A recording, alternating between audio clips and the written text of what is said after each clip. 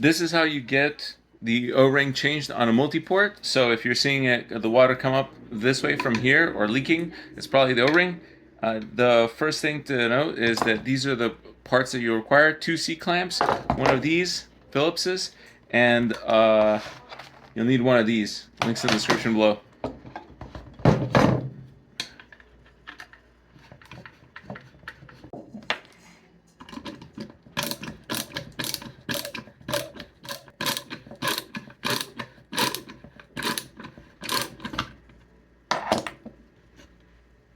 Alright, once you take this off, the pressure plate comes up.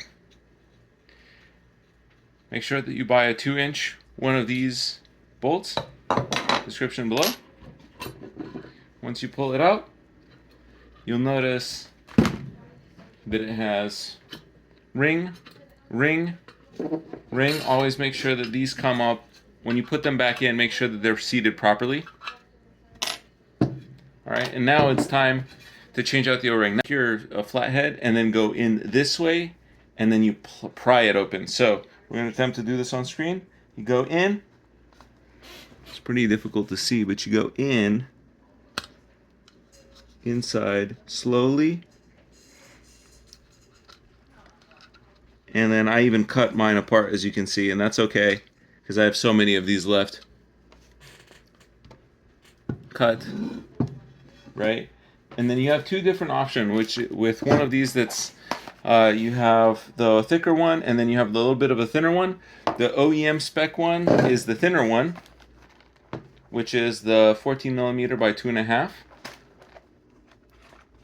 So you can pick that one, or if you want extra thickness, and you can see that this is the old one and then this is the new one, and there's no difference in size. So I'm just going to change it with a light kind atom because I don't want to worry about anything today. And put it on.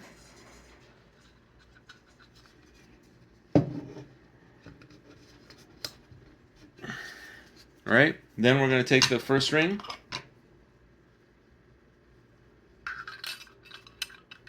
Make sure it's seated properly at the bottom. Normal ring.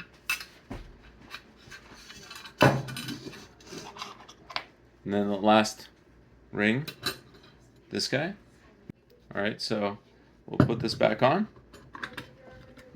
And what I do with mine, whenever I put it on, instead of putting it at filter, I put it somewhere between rinse and filter. So that way, when I put this guy on here, I can match the hole up easier. It's easier for me to stick this in with the 2 little clamps on. Let me show you. Alright, so after you've gotten the C-clamps like so inside, you'll notice that this thing here pops up. The arrow needs to match this piece here, so it's going to be put on this way. Up arrow pointing to it, like so. And now we've got to put on the screw back in here.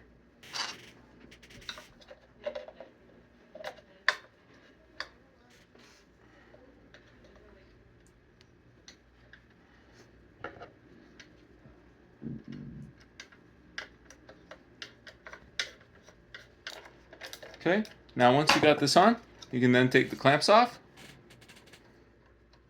and you're good to go. Sometimes you have to do it this way.